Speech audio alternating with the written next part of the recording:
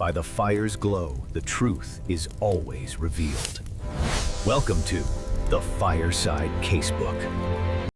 The rain in Loch Dhu did not fall so much as it drifted, a fine grey haar that clung to the wool of Hamish Macbeth's jumper and turned the surrounding peaks into ghostly, jagged teeth. It was the kind of weather that discouraged tourists, silenced the birds, and made the thought of a warm peat fire feel like the highest form of human achievement. Hamish Macbeth, the village's sole police constable, was currently achieving a great deal of nothing. He was crouched by the banks of the Endub, his long, lanky frame folded precariously over a slippery rock. Beside him sat Lugs, a dog of such indeterminate breed and spectacular ugliness that he appeared to have been assembled from the leftover parts of several more attractive animals. Lugs watched the water with a professional intensity that mirrored his master's. "Just there, Lugs," Hamish whispered, his voice a soft Highland burr. "A fine, fat beauty. She's thinking of the sea, but I'm thinking of the frying pan." With a flick of his wrist, that owed more to years of illicit practice than any police manual, Hamish landed a gleaming Atlantic salmon onto the grass. It was a magnificent fish, the sort that would have cost a fortune at a London fishmonger and earned him a stiff fine from the local water bailiff. Hamish tucked it quickly into a burlap sack. In his mind it wasn't poaching, it was merely a local tax collected from nature for the service of keeping the peace. "Right then," Hamish muttered, straightening his orange hair which was currently plastered to his forehead. "Back to the station before the phone starts screaming." But the peace of Loch Dhu was rarely threatened by anything more serious than a stray sheep or a dispute over a prize-winning marrow. Hamish preferred it that way. He had no ambition, a trait that baffled his superiors in Strathbane and frustrated the women who occasionally tried to love him. To Hamish, a promotion meant a desk in a grey city, and a desk in a grey city was a death sentence. He made his way toward the Loch Dhu Hotel, hoping for a free cup of coffee from Mrs. Wallace before the morning's chores truly began. However, as he rounded the corner of the stone harbour, the tranquillity was shattered by the sound of a high-performance engine and the screech of tyres that had no business being in a village where the speed limit was dictated by the pace of an elderly cow. A silver Range Rover, polished to a mirror finish that mocked the Highland mud, lurched to a halt outside the hotel. Out stepped a man who looked as though he had been designed by a committee for aggressive urban success. He was dressed in a quilted Barber jacket that had clearly never seen a day's work and leather boots that cost more than Hamish's annual heating budget. "You there, constable!" the man shouted, waving a manicured hand. Hamish sighed, his shoulders sagging. He adopted his most vacant, simple-minded expression, the Highland hooked mask that had saved him from 1,000 unnecessary conversations. "Aye?" Hamish drawled, his eyes wide and seemingly empty of thought. "Is there no one in this god-forsaken place to take a bag?" the man demanded. This was Arthur Pringle, a London property developer who had recently bought the old Macrae estate on the ridge. He had been in the village for 3 days and had already managed to insult the postmistress, complain about the lack of high-speed internet, and suggest that the local kirk would make an exquisite boutique spa. "The porter's hour for his tea, I expect," Hamish said slowly. "It's a very important time of day, the tea," Pringle scoffed, his face reddening. "Everything is a time of day here. Time for tea, time for a dram, time for a nap. Do you people ever actually work? I've been trying to get a surveyor out to the standing stones for 48 hours. "The Druid Circle?" Hamish asked, a flicker of genuine interest behind the mask. "It's a lonely place, Mr. Pringle. The locals don't much like folk meddling with the old stones. Bad luck, they say." "Superstitious nonsense," Pringle snapped. "It's the best view in the county. I'm going to clear the perimeter and put in a row of luxury eco-pods, high-end glamping. It'll bring some much-needed capital into this stagnant little puddle of a village." Hamish looked at the mist-shrouded hill where the ancient stones stood.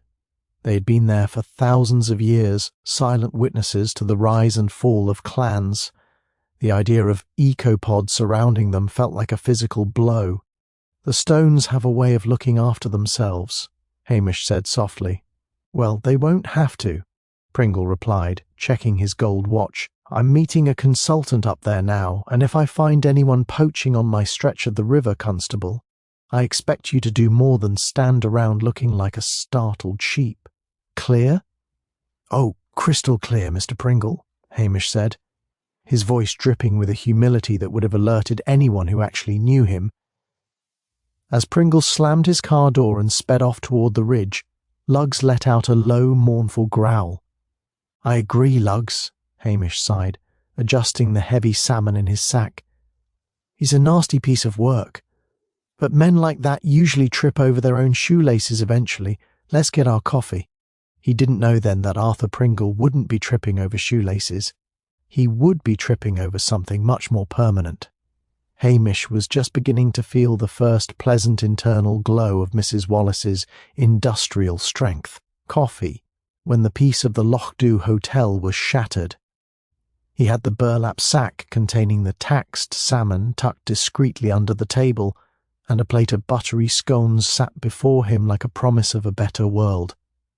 "It's a grand thing, peace," Hamish remarked to Lugs, who was resting his chin on Hamish's muddy boot. "A man can think, a man can breathe. A man can—" The door to the hotel lounge flew open with a bang that made the crystal drops on the chandelier dance. In stumbled a young man in neon-bright hiking gear, his face the colour of damp parchment. He clutched the doorframe, gasping for air as if he'd just run a marathon through a bog, which, judging by the state of his leggings, he nearly had. "The stones?" the hiker wheezed, pointing a trembling finger toward the ridge. "Up there, at the circle. Oh God, it's horrible." Hamish let out a long, weary sigh. He looked at his scone, then at the hiker, then at the driving rain against the window. "Is it a sheep?" he asked hopefully. "The sheep up there have a habit of getting their heads stuck in the crevices. They look quite dead until you poke them, and then they're just embarrassed." "It's not a sheep," the lad cried, his voice hitting a frantic soprano. "It's a man in a fancy jacket. He's stuck in the squeeze stone." The squeeze stone was a narrow upright split in the largest of the megaliths, historically used in local fertility rites. Legend said if a woman could pass through it, she'd be blessed with a child within the year. It was not, however, designed for a full-grown, middle-aged London property developer. Hamish stood up slowly, his joints creaking. The salmon would have to wait. The scones would grow cold and heavy. His day was officially ruined. "Right then," he muttered. "Lugs, duty calls. Try not to look too happy about it." The trek up to the Druids' circle was a miserable affair. The wind whipped off the loch, carrying the scent of peat and old grudges. By the time Hamish reached the ridge, his orange hair was a sodden mess, and his uniform trousers were splattered with the black peaty muck of the hillside. He looked less like a representative of the law, and more like a bogman who had recently been unearthed. There, beneath the towering, moss-covered monoliths, sat the silver Range Rover, its engine long dead. And there, in the centre of the ancient circle, was Arthur Pringle. It was a sight that managed to be simultaneously grim and utterly ridiculous. Pringle was indeed wedged into the squeeze stone, but he hadn't gone through it. He appeared to have been shoved into the gap head first.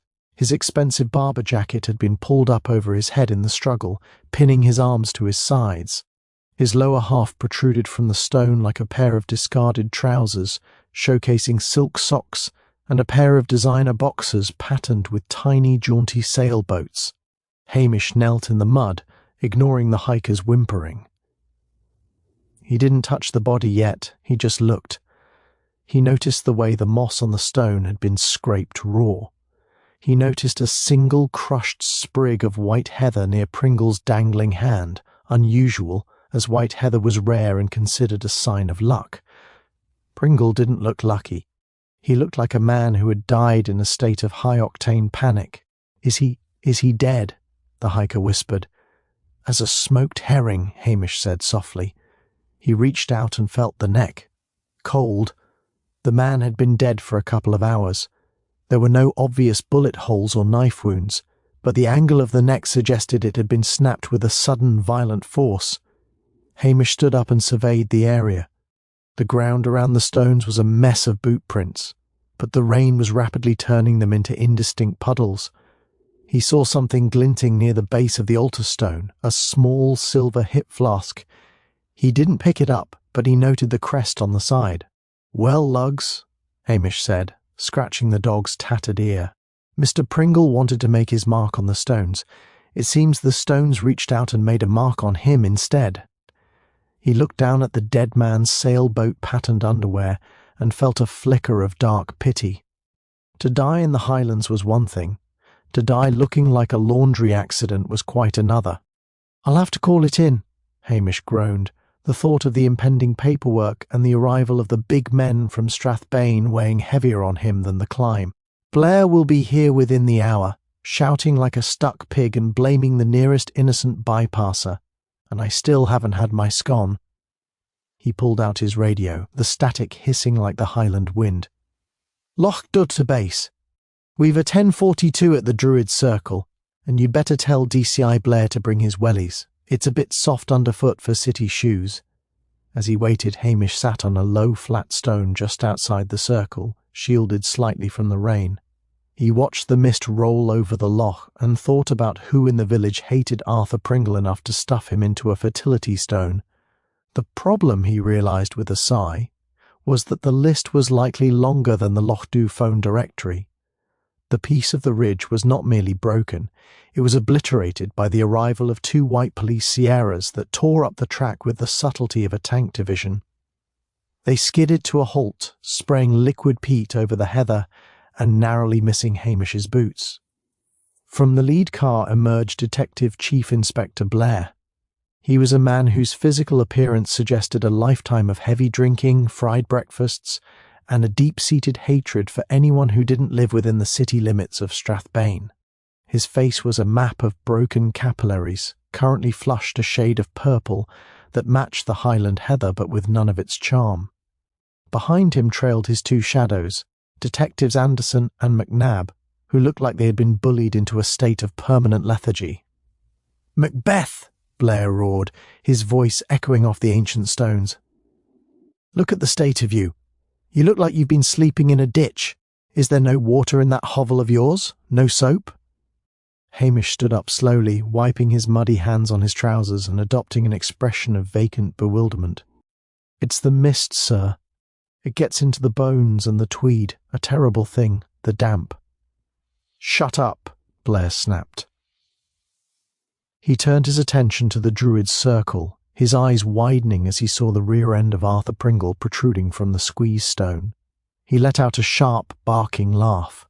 "Good God, is that him? The London fellow who's been writing letters to the Chief Constable, stuffed into a rock like a cork in a bottle?" "Aye, sir," Hamish said softly. "Mr. Pringle, I believe he's passed on." "I can see that for myself, you village idiot." Blair waddled over to the stone, his expensive city shoes sinking into the muck with a squelch that clearly infuriated him. He didn't look at the crushed heather or the silver flask Hamish had noted.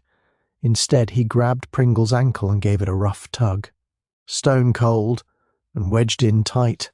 Some local grudge, I'll bet. Some peasant didn't like his plans for the ecopods." Blair's eyes scanned the perimeter and landed on the young hiker, who was still trembling by the Range Rover. "Who's that?" Blair demanded, pointing a meaty finger. "The witness who found him, sir, a Mr. Timothy Weaver." Hamish supplied. "A witness or a suspect?" Blair marched over to the terrified young man. "Right you, what were you doing up here, working for Pringle, or did he catch you doing something you shouldn't? Maybe you didn't like the way he spoke to you." I just found him," Timothy stammered. "I was hiking the Great Glen Way." "Hiking my backside," Blair sneered. "You look like a student. Students are always causing trouble. McNabb, get him into the car. We'll take him down to the station and see how his story holds up after 4 hours in a room that smells of bleach." "But, sir," Hamish intervened gently, his voice like silk, "the boy's boots are clean of the black peat found right at the base of the stone, and he's got no strength in those arms to snap a man's neck. It would take a fair bit of muscle to shove a man as heavy as Pringle into that gap." Blair turned on Hamish, his eyes bulging. "Are you telling me how to do my job, Macbeth? You who couldn't catch a cold in a blizzard, I've seen your type before. Lazy, shiftless, protecting your own. I suppose you want me to believe it was the fairies or some Highland ghost." "I wouldn't dream of it, sir," Hamish lied smoothly. "I just thought you might want to see this hip flask by the altar stone. It has a crest, looks like a stag's head." Blair glanced at the flask, then back at the hiker. "Probably belongs to the boy, or he stole it. It doesn't matter. We've got our man. It's an open and shut case of a dispute between a visitor and a vagrant hiker. I want this wrapped up by tea time. I've a golf game in Strathbane tomorrow, and I'm not spending another minute in this midge-infested wilderness." Blair barked orders at Anderson to photograph the scene, a task Anderson performed with such lack of care that he managed to trip over his own tripod, further trampling the footprints Hamish had hoped to preserve. "You," Blair said, prodding Hamish in the chest. "Stay here until the recovery team arrives. Then get back to your station and stay out of the way. If I see your orange head near my investigation again, I'll have you transferred to the Gallowgate in Glasgow so fast your kilts will whistle. Do you understand?" "Oh, perfectly, sir," Hamish said, casting his eyes to the ground. "I'll just be staying in the background like a good little Bobby." Blair grunted, satisfied by Hamish's apparent cowardice, and stomped back to his car. As the police vehicle sped away, leaving Timothy Weaver sobbing in the back of the Sierra, Hamish looked back at the squeeze stone. The rain had stopped, and a single shaft of pale sunlight hit the silver flask. He knew the stag's head crest. It didn't belong to a hiker. It belonged to the Halberton Smythe family. Specifically, it was the crest of the local gentry who owned the hotel and half the surrounding valley. "Well, lugs," Hamish sighed, reaching into his pocket for a piece of dried liver. "Blair's got his villain, and the real killer is probably sitting down to a very nice lunch. I think it's time we went mooching." By the time the mortuary van arrived to winch Arthur Pringle's remains out of the squeeze stone, Hamish was already halfway down the hill. He had no desire to watch the undignified extraction. Instead, he made a beeline for the village. His stomach let out a treacherous growl that reminded him his morning salmon was still in a sack, and his scone was a cold memory. To the casual observer, Hamish Macbeth was a man in no hurry to solve a murder. He spent the next hour wandering the main street of Lochdu with the aimless gait of a man looking for a lost shilling. But Hamish wasn't looking for money, he was looking for ears. His first stop was the post office, a cramped, wood-panelled room that smelled of ink, damp wool, and the formidable peppermint breath of Mrs. Kennedy. "Terrible business, Hamish," Mrs. Kennedy said before he even reached the counter. She was already sorting the mail with the speed of a card shark.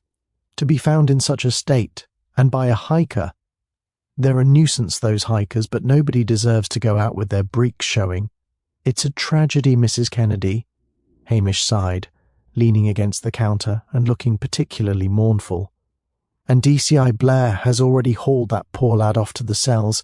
He thinks the boy did it for a gold watch." Mrs. Kennedy snorted, a sound like a starting pistol. "Blair couldn't find a cow in a closet. That boy didn't kill Pringle. Pringle was killed by his own arrogance. Did you know he'd been in here twice this week, screaming about his private mail being delayed? Told me I was a civil service dinosaur." "He had a way with people then," Hamish murmured. "Who else did he offend?" "Who didn't he? He had a shouting match with Archie MacLean over the water rights at the Ridge. And he's been sniffing around the Colonel at the hotel like a fox in a henhouse. Something about an old debt or a property boundary. The Colonel was looking quite grey about the gills yesterday." Hamish nodded slowly. Colonel Halberton Smythe, the local grandee and father of the beautiful Priscilla, was a man of impeccable manners and dwindling finances. The mention of the Colonel made Hamish's pocket feel heavy, the memory of that silver hip flask with the stag's head. "I'll be needing a bit of a pick-me-up, I think," Hamish said, moving toward the door. "The horror of it all, you know. Go on with you, you lazy great lummox," Mrs. Kennedy said. though her eyes were kind. "Try the curry shop. Mr. Patel says Pringle sent back a vindaloo 3 times because it wasn't authentic enough. I think Mr. Patel was ready to authentic him with a meat cleaver." Hamish made his way to the Lochdu curry house. Mr. Patel, a man who had moved from London to the Highlands for peace and had found only rain and Hamish Macbeth, was currently scrubbing a copper pot with unnecessary violence. "Constable," Patel nodded. "I heard. The man is dead. Is it wrong to feel a lightness in my soul?" "In Lochdu, it's practically a tradition," Hamish replied, hovering near a tray of fresh vegetable pakoras. Patel pushed the tray toward him. "Eat. You look like you're fading away." "Pringle was a beast.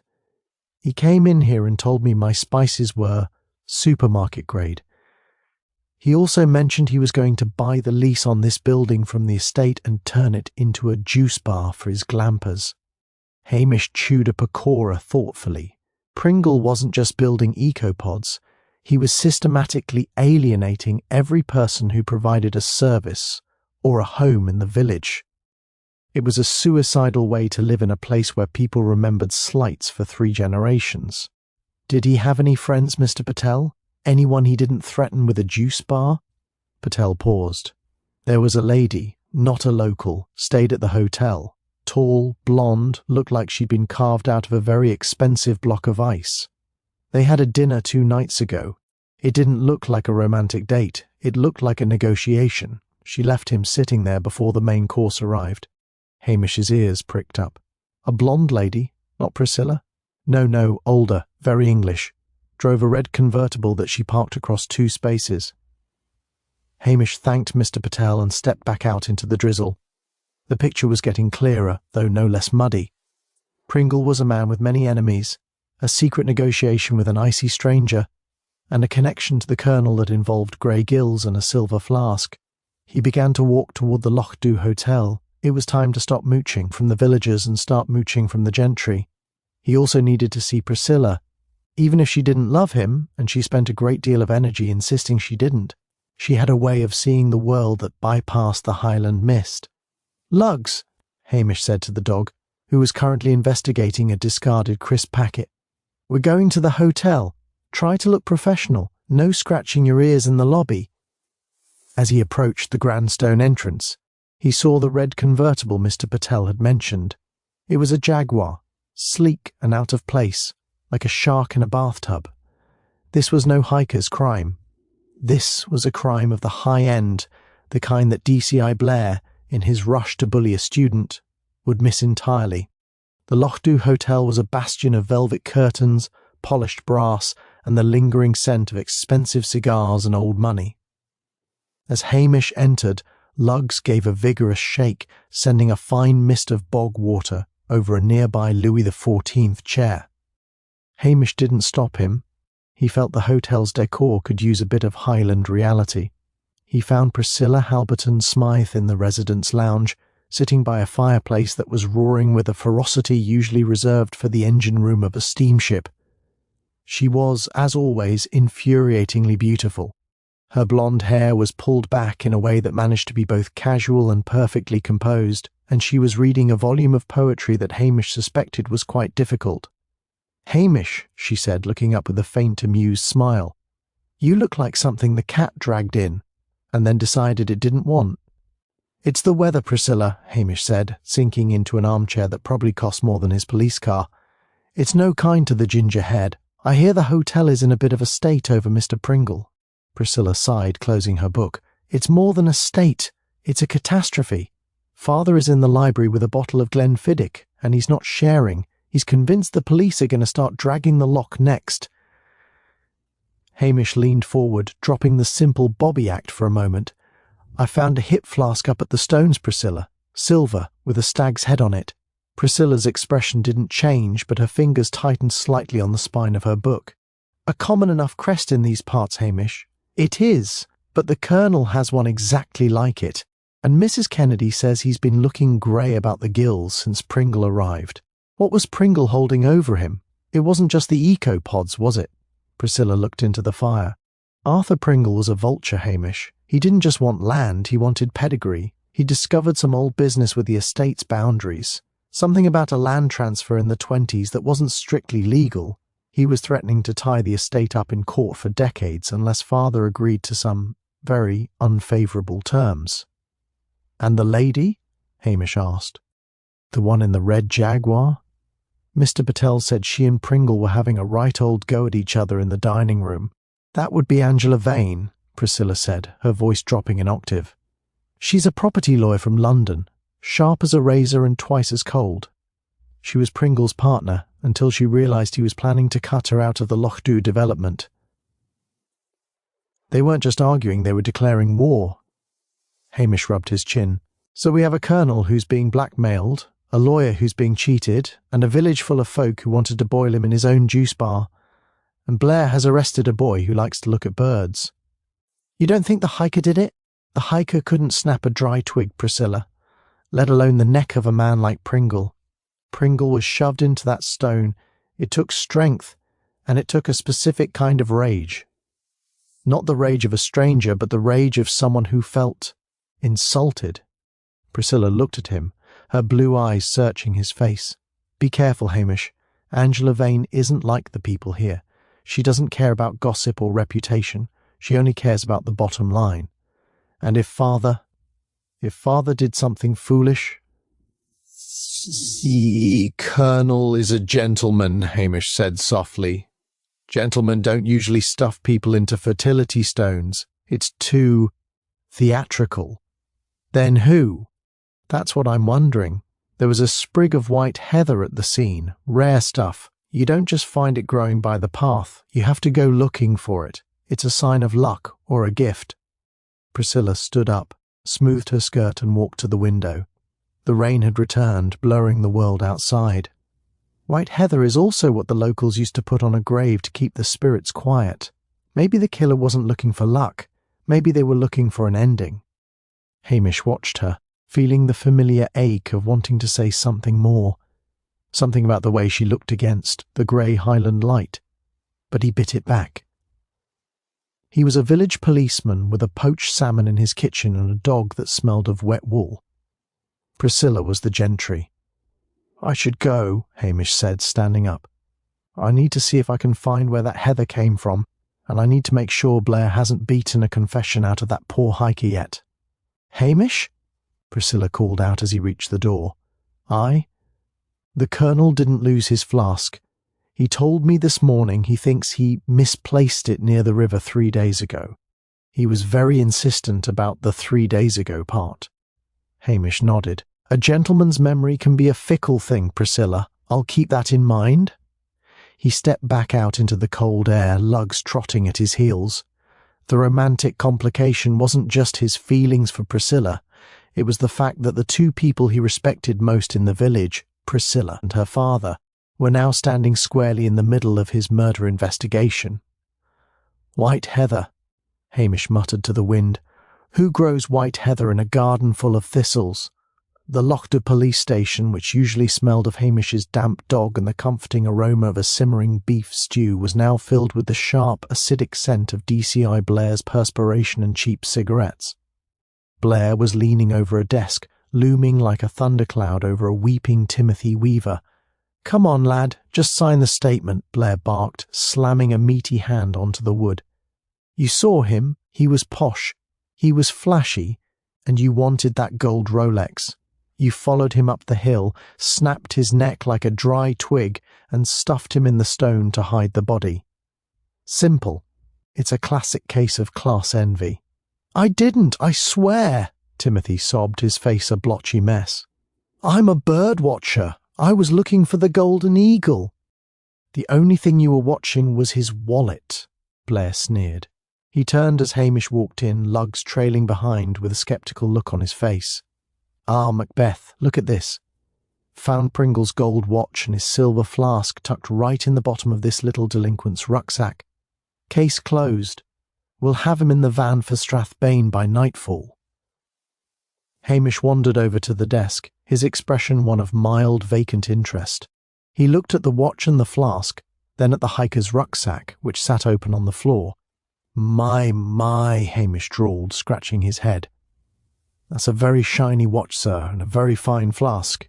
It's a wonder a boy like Timothy would be so careless as to leave them right on top of his spare socks. I told you they were at the bottom, Blair snapped. Aye, so you did, Hamish said softly. He reached out and picked up Timothy's nature journal, a small leather-bound book that had fallen out of the bag. He flipped through the pages. You're a very organised young man, Timothy. You've even noted down the exact time you saw a crested tit. 9:15 a.m.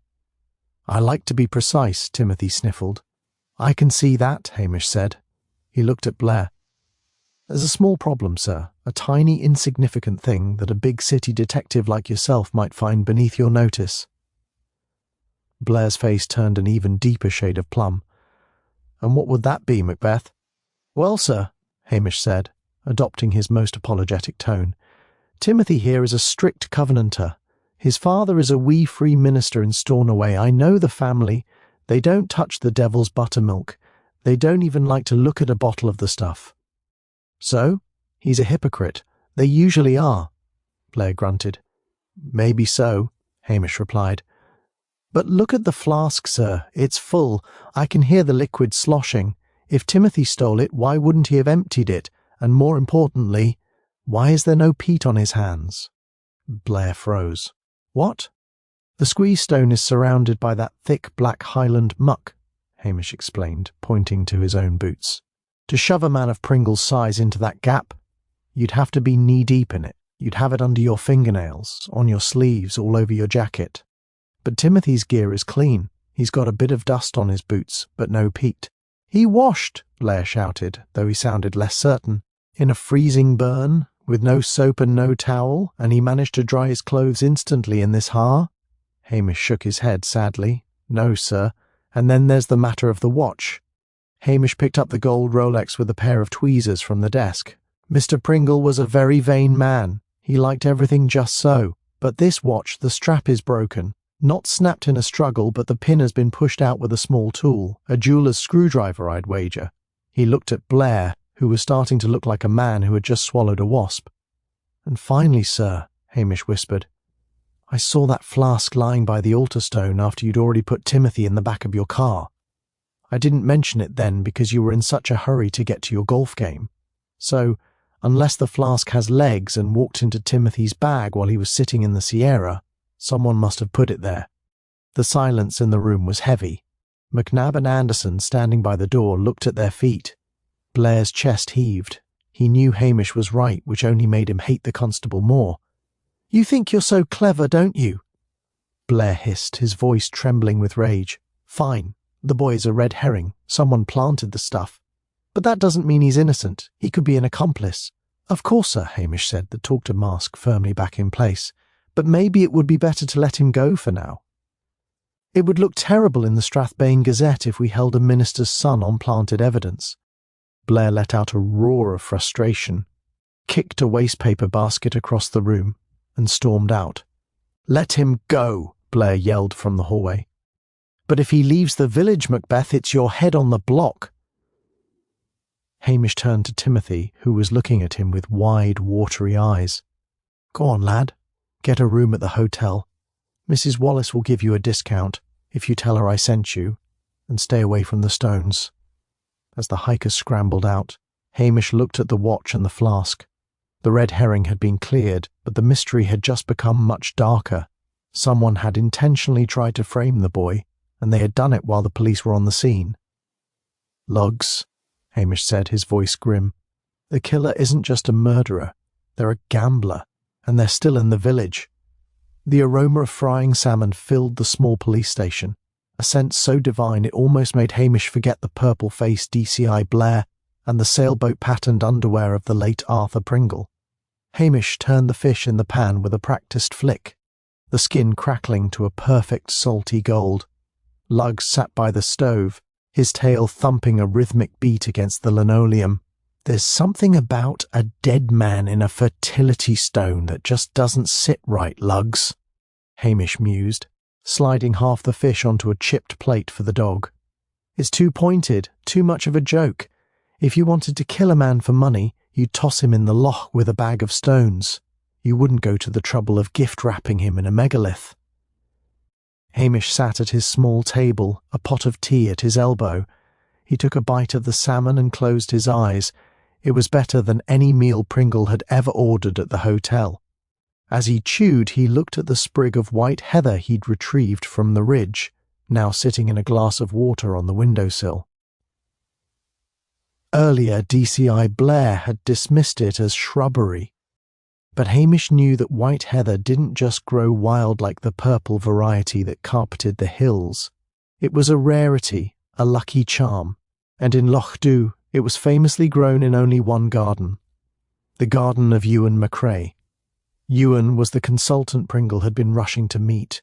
He was a quiet, scholarly man who lived in a cottage near the ridge. He was an expert on Highland history and, more importantly, a master of dry stone walling. He had arms like knotted oak roots and a temperament so steady it was often mistaken for boredom. He'd been helpful to the police earlier, offering to help the recovery team winch the body out without damaging the ancient stones. He was very helpful, wasn't he, Lugs? Too helpful, and very concerned about the stones. Hamish finished his tea and stood up. He felt a nagging sensation in the back of his mind, the kind of itch that usually meant someone was lying. He remembered the look on Ewan's face when Pringle's plans for the eco-pods were first mentioned at the village meeting. Ewan hadn't shouted like Archie MacLean or turned grey like the Colonel. He had simply sat there cleaning his glasses, looking through Arthur Pringle as if the man were already a ghost. Hamish pulled on his heavy coat and headed out. He didn't go to the ridge, he went to the village churchyard. The graveyard of Loch Dhu was a lonely place, populated by centuries of Macbeths, MacLeans and Macraes. He found what he was looking for in the far corner, tucked under the shade of a weeping rowan tree. It was the grave of Mary MacRae, Ewan's wife, who had passed away 3 years prior. The grave was meticulously tended, and there, growing in a neat protective circle around the headstone, was a vibrant patch of white heather. But it wasn't the heather that caught Hamish's eye. It was what was missing. A small section of the plant had been recently clipped, and nearby, a fresh surveyor's stake, the kind used for marking construction boundaries, had been driven into the earth just inches from the grave's edge. A cold realization settled in Hamish's gut. Pringle's eco-pods weren't just going to surround the standing stones. To create the access road Pringle wanted, the path would have to cut right through the edge of the old cemetery. Pringle had been trying to buy the unused land from the council, claiming the graves there were too old to matter. He wasn't just stealing land, Hamish whispered to the wind. He was going to dig up Mary. The motive wasn't the millions of pounds Pringle was worth, nor the business deal he'd botched with Angela Vane. It was the petty, arrogant insistence of a man who thought he could pave over the dead to give tourists a better view of the sunset. Ewan MacRae, the man who built walls to last centuries, had found a man trying to tear down his world. Ewan had the strength to snap a neck. He had the local knowledge to use the squeeze stone as a final humiliating sarcophagus, and he had the luck of the white heather to guide him. It's always the quiet ones, Hamish sighed, the ones who sit in the back and listen. He looked back toward the village. He could see the lights of the hotel where Blair was likely tucking into a stake on the taxpayer's vent, and the dark silhouette of MacRae's cottage on the hill. Hamish didn't have DNA. He didn't have a witness. He only had a clipped plant and the knowledge of what a man will do for the memory of the woman he loved, but in Loch Dhu, that was often more than enough. "I'll need more than a sprig of heather to satisfy the procurator fiscal," Hamish muttered. "I'll need Ewan to tell me himself, and I think I know just how to make him do it." Hamish Macbeth knew that in the Highlands, the quickest way to send a message was not by telephone or telegram, but by the Highland telegraph, a whispered word in the right ear. He returned to the post office, looking more bedraggled and simple than usual. He leaned against the counter, letting out a sigh so heavy it seemed to vibrate the jars of boiled sweets. "Is the weight of the world on your shoulders, Hamish?" Mrs. Kennedy asked, peering over her spectacles. "It's DCI Blair, Mrs. Kennedy," Hamish said, his voice a low, mournful drawl. "He's in a terrible state. He's convinced the murderer dropped a specific piece of evidence, a stone-cutting tool, he thinks. deep inside the squeeze stone, down where the gap narrows so much even a child couldn't reach. Mrs. Kennedy paused her stamping. And what's he going to do about it? That's the tragedy of it, Hamish whispered, leaning in closer. He's called for a specialised demolition team from Strathbane. They're coming up tomorrow morning with hydraulic jacks and a diamond-tip drill. They're going to widen the gap. Blair says a few ancient rocks aren't going to stand in the way of his promotion. He called the Druid's Circle a pile of old rubble that's better off as road fill. Mrs. Kennedy gasped, her hand flying to her throat. He wouldn't. That circle has stood for 4,000 years. He would, Hamish sighed. He's a city man. He has no soul for the old ways. He's even talking about using a bit of gelignite if the jacks don't work. He's staying at the hotel tonight to celebrate the breakthrough in the case. As Hamish left the shop, he caught a glimpse of a shadow moving behind the partition. Ewan McCrae had been in the back, likely fixing the post office's temperamental boiler. Hamish didn't look back. He simply whistled for lugs and began the long walk back to the station. The trap was laid. Hamish knew that Ewan McCrae could bear many things. He could bear the death of his wife, the loneliness of the ridge, and even the threat of Pringle's ecopods. But Ewan was a man of the earth and the stone. To him, the Druid Circle wasn't just rubble, it was a sacred trust. The thought of Blair, a man who didn't know a lintel from a landscape, shattering the ancient megaliths with dynamite would be more than Ewan could endure. Night fell over Loch Dhu like a heavy velvet blanket. The mist returned, thicker than before, swallowing the harbour and the hills. Hamish didn't go to bed. He changed into his thickest woolens, grabbed a heavy flashlight, and checked the service revolver he rarely carried and hoped never to use. "Stay here, lugs," Hamish commanded. The dog let out a soft whine, sensing the tension. "I need to be quiet." "And you have a habit of sneezing at the worst possible moments." Hamish began the ascent to the ridge in total darkness. He knew the path by the feel of the incline and the scent of the gorse. He moved with the predatory silence of a poacher, reaching the Druid's Circle just as the moon made a brief pale appearance through a rift in the clouds. The stones stood like giants in the dark, cold and indifferent. Hamish found a spot behind a fallen menhir, wrapped himself in his dark cloak, and waited. An hour passed. The only sound was the distant bleat of a sheep and the rhythmic pulse of the loch far below. Then there was something else. The crunch of a boot on gravel. Hamish held his breath. A figure emerged from the mist, silhouetted against the grey sky. It was a tall man, moving with a heavy, purposeful gait. He carried a heavy burlap sack over his shoulder, the tools of a mason. The figure approached the squeeze stone. He didn't look for evidence. He reached out and touched the mossy surface with a hand that looked almost like an embrace. "I'm sorry," the man whispered, his voice thick with a Highland rasp. "I won't let them break you. I'll give them what they want before I let them touch the stones." He reached into his bag and pulled out a heavy mallet and a chisel. He wasn't there to destroy. He was there to try and retrieve whatever evidence Hamish had lied about, hoping to save the monument from Blair's imagined demolition crew. "It's a long way to come for a tool that doesn't exist, Ewan," Hamish said, stepping out from the shadows, his flashlight beam cutting through the dark to illuminate the startled face of Ewan McCrae. Ewan didn't run. He didn't even look surprised.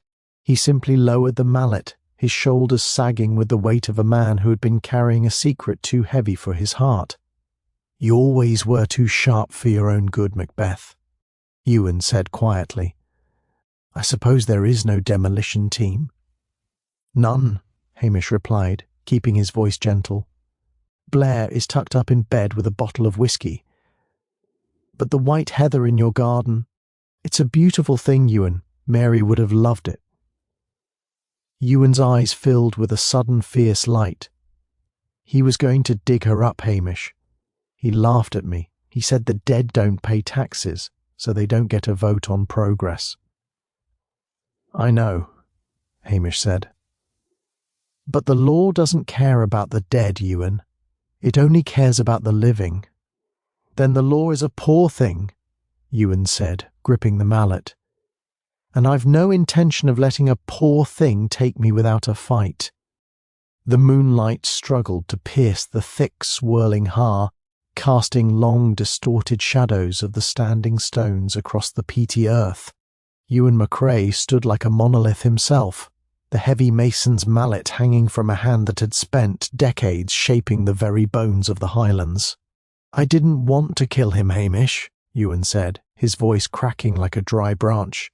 I went to him, I begged him. I told him Mary's grave was right in the path of his access road. I offered to build him a wall for free, the finest wall in Scotland, if he just moved the road 10 yards to the east. Hamish didn't move his torch. The beam stayed fixed on Ewan's muddy boots. And what did he say, Ewan? He laughed, Ewan whispered, the memory fueling a fresh surge of bitterness. He said I was a sentimental peasant, and that his surveyor had already signed off on the plans. He told me if I didn't like it, I could dig her up myself and move her to the Pauper's Corner, near the loch. He called her an obstruction to progress. Hamish felt a cold prickle of sympathy. He knew the feeling of being looked down upon by men like Pringle, men who saw the Highlands as a playground and its people as mere scenery. But sympathy didn't change the fact that a man was dead and a hiker was currently shivering in a cell. So you followed him up here, Hamish prompted. He was meeting a consultant. He thought it was some high-flying architect. He didn't realize it was just me. When he saw me standing by the squeeze stone, he started shouting. He called me a stalker. He threatened to have me arrested. Ewan's grip tightened on the mallet. I didn't use the hammer, Hamish. I grabbed him. I wanted him to look at the stones. I wanted him to feel the weight of the years. But he struggled, and he was slippery as an eel. We fell toward the gap, and I heard his neck go. And the watch, the flask? Why try to ruin that lad Timothy's life? Ewan looked ashamed for the first time. I panicked. I saw the boy earlier with his binoculars. I thought if the police had a Sassenach to blame, they'd look no further. I'm sorry for that, truly. I'm sorry too, Ewan, Hamish said. But you have to come down with me now. Put the mallet down. For a moment it seemed Ewan might comply. His shoulders slumped, and the mallet head dipped toward the heather. But then, the distant sound of a police siren, likely Blair returning from the hotel after a few too many drams, echoed up the glen. The sound snapped something in Ewan. The prospect of a concrete cell in Strathbane, away from the hills and Mary's grave, was more than he could bear. With a sudden, explosive grunt, Ewan lunged. He didn't swing the mallet, he used it as a ram, charging at Hamish with the surprising speed of a mountain goat. Hamish, despite his deceptive laziness, was a man of the hills. He had spent his life chasing sheep across crags and dodging the erratic swings of drunken gillies. He dived to the left, his boots sliding in the slick peat. The mallet whistled through the air where Hamish's head had been a second before, striking the squeeze stone with a dull, ringing thud. "Don't make it worse, Ewan!" Hamish shouted, scrambling to his feet. Ewan turned, his eyes wild. He was a man possessed by the singular, desperate need to stay free. He charged again, this time trying to tackle Hamish to the ground. They collided in a mess of wool and wet tweed, tumbling into the black muck at the base of the altar stone. Ewan was stronger, his arms like iron bands, but Hamish was wiry and desperate. They rolled through the peat, Hamish's uniform becoming a casualty of the struggle. He felt Ewan's fingers clawing at his throat and realized with a start that Ewan wasn't just trying to escape anymore. He was trying to survive. Hamish managed to get a knee up, wedging it between himself and the larger man. He used the momentum of their roll to shove Ewan toward the very gap where Pringle had met his end. Ewan's foot caught on a protruding root, and he sprawled backward, his head narrowly missing the jagged edge of the stone. Before Ewan could recover, Hamish was on him. It wasn't a clean textbook arrest. It was a breathless, muddy scramble. Hamish pinned Ewan's arm behind his back, using his own weight to hold the stonemason down in the boggy earth. "It's over, Ewan," Hamish gasped, his face inches from the peat. "It's over. No more fighting." Ewan struggled for a moment longer, then all the strength seemed to leak out of him. He let out a long, broken sob that was lost in the Highland wind. "She's all I had, Hamish," he moaned into the mud. "She's all I had." Hamish held him there, not with malice, but with a heavy heart. He looked up at the ancient stones, which remained silent and unmoved by the petty tragedies of men. He was covered in black slime. His ribs ached, and his favourite jumper was ruined. "I know, Ewan," Hamish whispered. "I know." He reached for his handcuffs, the cold steel clicking shut with a finality that signalled the end of the piece of Lochdu. The murder was solved, but as Hamish looked at the broken man beneath him, he couldn't help but feel that nobody had really won. The blue lights of the police cars pulsed rhythmically against the ancient, unmoving granite of the standing stones, making them look like giant, beating hearts in the Highland mist. DCI Blair was the first out of the car, his face a vibrant shade of violet that suggested his blood pressure was currently engaged in a race to the moon. "Macbeth!" he screamed, his voice cracking the silence of the ridge. "What in the name of all that is holy are you doing? I told you to stay in that hovel of a station. Who is this? Why is there a man face down in the muck?" Hamish stood up, or rather he peeled himself away from the peat. He looked like a creature recently crawled from the primordial soup. His uniform was shredded, his orange hair was a matted nest of heather and mud, and he was shivering with a cold that went bone deep. Ewan McCrae lay at his feet, silent and broken, the handcuffs glinting in the strobe of the police lights. Hamish saw the look in Blair's eyes, the suspicion, the brewing rage, and the dawning realization that Hamish had actually done something useful. If this went into the report as a solo arrest by a village constable, the chief constable in Strathbane would have Hamish promoted to sergeant and transferred to the smog-choked streets of Glasgow by Monday morning. It was time for the Macbeth manoeuvre. "Oh, thank God you're here, sir," Hamish cried, his voice trembling with a carefully manufactured pitch of hysteria. He stumbled toward Blair, nearly tripping over a tuft of gorse. "It was just as you said, sir. Your plan, it was brilliant, inspired." Blair paused, his mouth hanging open like a landed cod. My plan?" "Aye, sir," Hamish said, wiping a smear of mud across his forehead to look even more disoriented. "When you told me to spread the word about the demolition crew and the dynamite, I thought you were joking. I thought, surely the DCI wouldn't be so cunning as to use the stones as bait. But you were right. He came right to the squeeze stone, just like you predicted." Anderson and MacNab, standing behind Blair, exchanged a confused glance. They knew Blair hadn't said a word about a demolition crew. He'd spent the evening complaining about the hotel's lack of a decent single malt. "The demolition crew," Blair repeated slowly, the gears of his vanity beginning to grind.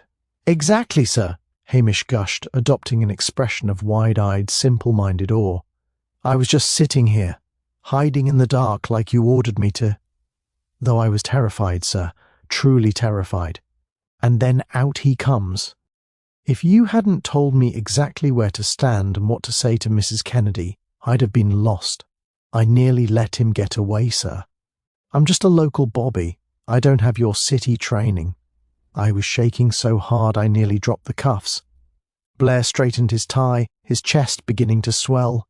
The purple in his face faded to a self-satisfied pink. "Well, yes. I mean, it was a standard psychological entrapment technique, Macbeth. I didn't think you'd be able to follow the nuances, but I suppose even a blind dog finds a bone occasionally. He nearly killed me, sir," Hamish added, looking down at Ewan. "If it weren't for the thought of your instructions ringing in my ears, I'd have given up. You'll be wanting to take him in yourself, I imagine? For the cameras?" The Strathbane Gazette will want a photo of the man who masterminded the stone circle sting. The stone circle sting, Blair mused, the words tasting like fine wine. Yes, it has a certain ring to it. MacNab, get this man into the car. Anderson, get on the radio. Tell them I've apprehended the suspect after a prolonged stakeout. And Macbeth? Aye, sir? Hamish asked, looking suitably pathetic. Try to clean yourself up. You're a disgrace to the uniform. I'll handle the paperwork.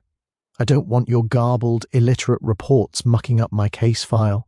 I'll mention in the notes that you provided administrative support, under my direct supervision, of course. Oh, thank you, sir, thank you, Hamish said, bobbing his head in a display of gratitude that would have made a spaniel look dignified.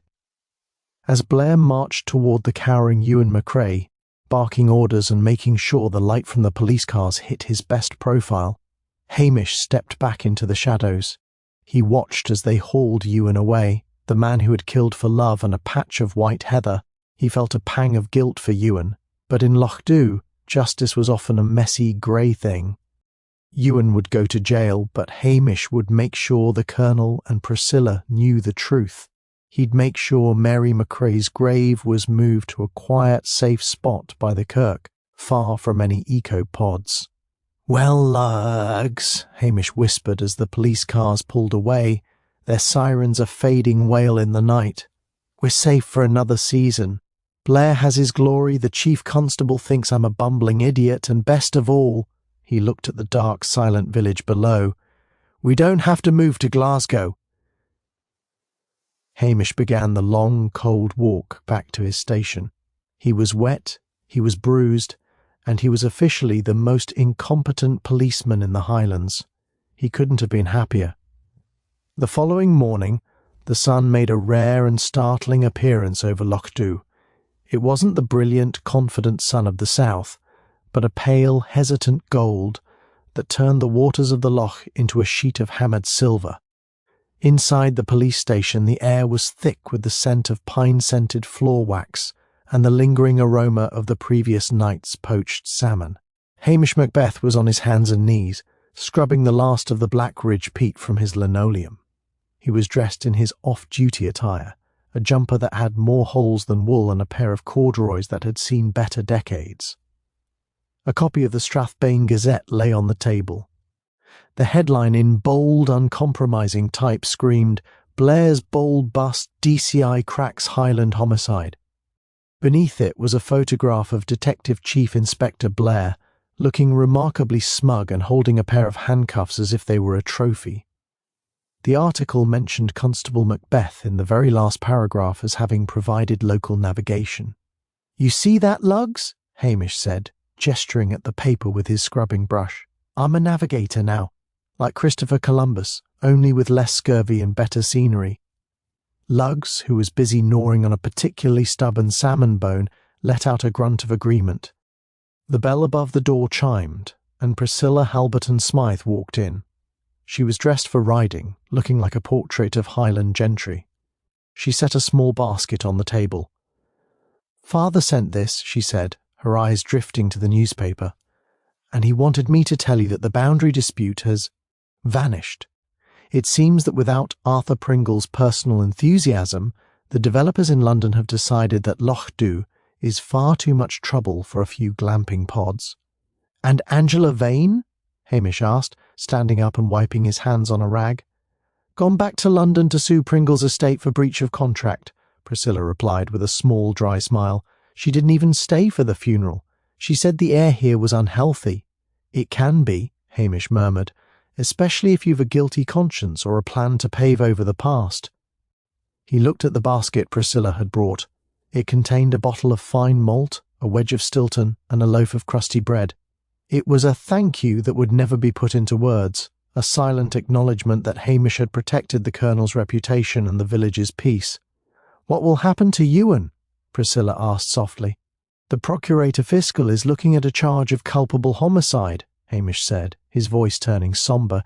"Given the provocation and the lack of intent, he'll likely get a light sentence. And the Colonel, he's donating a small plot of land near the old chapel for Mary's grave to be moved. somewhere the road will never reach.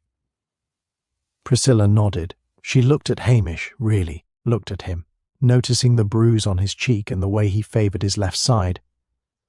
You did well, Hamish, even if Blair is the one getting the medals. Medals are heavy, Priscilla, Hamish drawled, his Highland lilt thickening. They make your coat hang crooked. I'm quite happy with my status as a useless peasant. It gives me more time for the important things. Like poaching? I prefer to call it environmental sampling. Priscilla laughed, a bright sound that briefly chased away the shadows of the previous night. She turned to leave, pausing at the door. Will you be coming up to the hotel for dinner tonight, Hamish? Mrs. Wallace is making a venison pie. Hamish thought of his quiet station, his warm fire, and the half-finished book on his bedside table. He thought of the peace that had returned to Loch-Dhu, a peace he had fought for in the mud and the dark.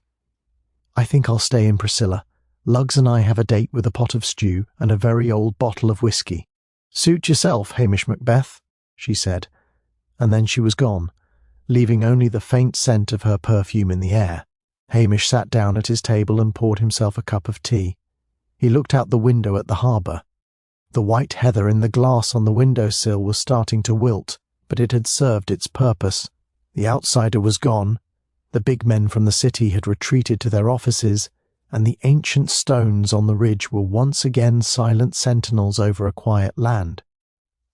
He picked up the newspaper, folded it into a neat square, and used it to level the leg of his wobbling kitchen table. Right then, Lugs, Hamish said, leaning back and closing his eyes as the afternoon mist began to roll back in from the loch. Back to work. I think there's a stray sheep over by the McLean farm that needs a stern talking to. But he didn't move.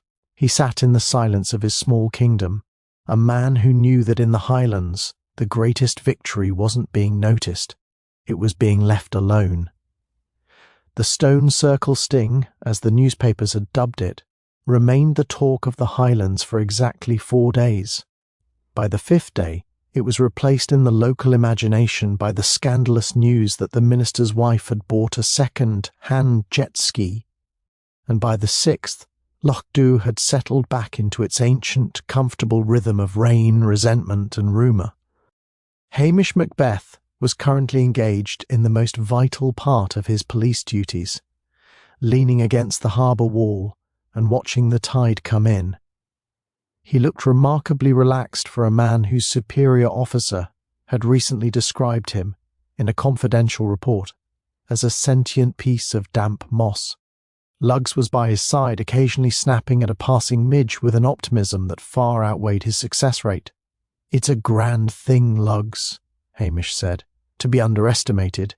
It's like a warm cloak on a cold night.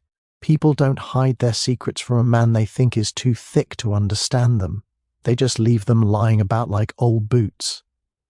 He was interrupted by the approach of Archie McLean, the village's most dedicated curmudgeon. Archie was carrying a length of rusted pipe and looking as though he had a personal grudge against the concept of gravity. I hear they're giving that blowhard Blair a commendation in Strathbane, Archie grumbled, spitting into the loch. A distinguished service medal, for a man who couldn't find his own backside with both hands and a map. It's a fine medal, Archie, Hamish said mildly. Shiny, and it'll keep him busy polishing it for months. A busy Blair is a Blair who stays away from Loch-Dhu. That's a prize worth more than gold to us. Archie narrowed his eyes. You let him take it, didn't you? You let that city peacock strut about in your feathers. Hamish adopted a look of wide-eyed innocence. Me?